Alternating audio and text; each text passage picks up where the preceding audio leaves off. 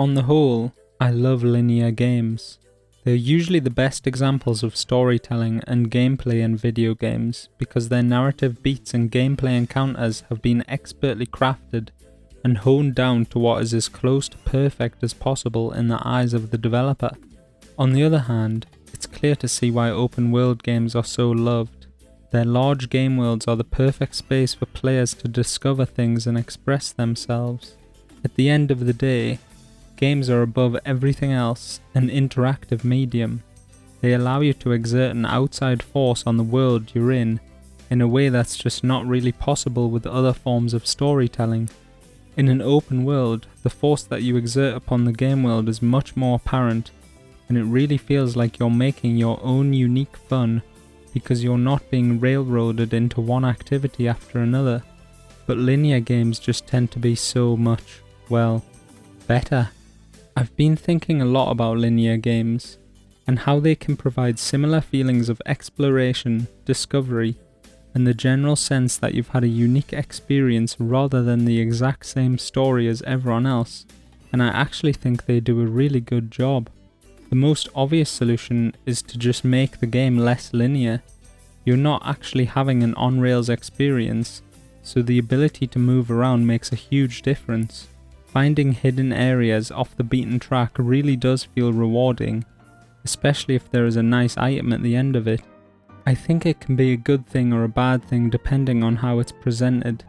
In The Last of Us, it felt entirely necessary to search every nook and cranny for ammo and resources because they were so scarce. It didn't feel like I was looking in every drawer because I thought I'd find something neat. I was doing it because I had to survive. For a more middle-of-the-road option, there are the Firefly pendants in The Last of Us. These 30 collectibles don't do anything except give you a trophy when you get them all. That makes them a perfect reward for exploring, while still allowing players who don't care to just forget about them and not miss much.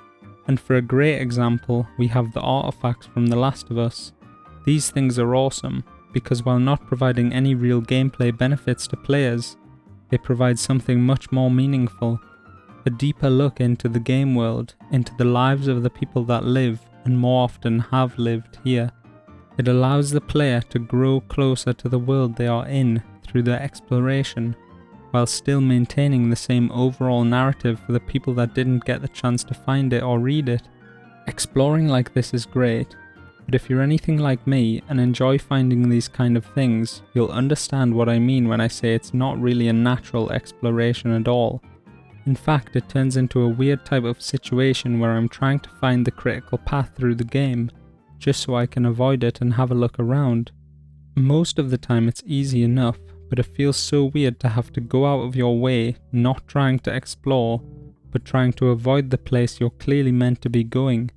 This is especially made worse in linear games that are divided into sections, and making the mistake of going down the critical path can completely lock you out of an area that you wanted to explore.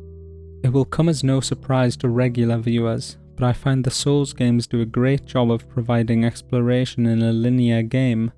Because there is no map and you don't have any quest markers, you're forced to proceed in the direction that feels right for the task that you're trying to accomplish, and that mostly just involves looking around everywhere.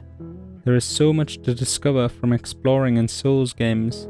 Hidden walls that hide bonfires, cool outfits to be the prettiest doll in Yharnam, and whole new areas with unique enemies and bosses.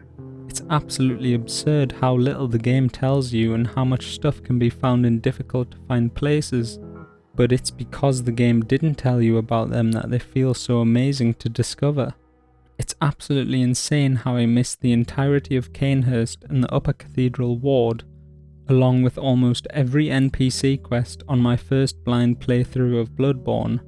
But it's that exact same no fucks given attitude to whether you discover its secrets or not that allowed me to find the abandoned workshop and have my mind blown by the source of the dream. It's a very similar feeling when you pluck up the courage to explore inside a tree in Blightdown and emerge out the bottom in the bizarre calmness of Ash Lake. It's actually missing the places that made me want to return so much for a second playthrough of Bloodborne. And in my frenzied addiction, I had seen everything the game had to offer less than a week later. My favourite part of exploration and discovery in Souls games hardly takes place in the game at all. It is in the detective-like quality of the way their stories are told.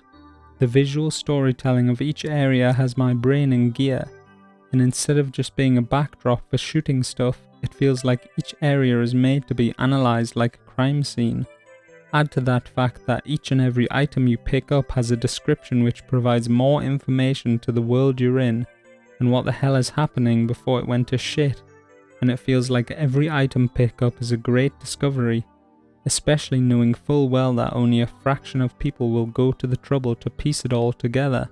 Discovering the story of the Souls game is so much fun, it's almost like a game in itself. A detective game, where instead of being a police officer, you're a naked piece of beef jerky with a giant sword. Even though I'm not even moving, it feels like I'm exploring the game world from within my own mind. Another frankly amazing way to provide discovery and exploration in linear games is through everyone's favourite video game trope, Easter eggs. The Metal Gear Solid series absolutely has to take the cake on this. Their games are as linear as they get, but there are so many fun and interesting secrets to find in their games, it's just wonderful. Like, the level of work and detail that is put into stupid shit in these games is outstanding. It's completely optional and 95% of players are never going to discover any of them, but it provides such a cool reward for people messing around that want to discover every single thing the game has to offer. Whether it's watching Meryl exercise in her underwear, killing the end by turning your game off for a week in Metal Gear Solid 3, or getting the solar gun in Metal Gear Solid 4. Sunlight! There are so many different little Easter eggs and treats for any player willing to put in the work or experiment. I must have completed Metal Gear Solid 4 5 times trying to unlock everything I could, and to this day I still hold my hand up and shout, "Sunlight!" into the sky when it's nice weather. God, those unlockables are good. Basically, what I'm trying to say here is that even though linear games seem like a railroading experience compared to open world games, they can actually be filled with hidden items, things to find, and stuff to do that isn't apparent at first, but can serve as a big reward for players who mess about and experiment. In this way, they can provide a unique sense of exploration and discovery that doesn't necessarily involve massive maps, but still gives the players the feeling that they've experienced something individual to them. Thank you to Kojima and Konami for all the Easter eggs. Thank you Abritus for being so hard to find. And thank you for watching. Peace.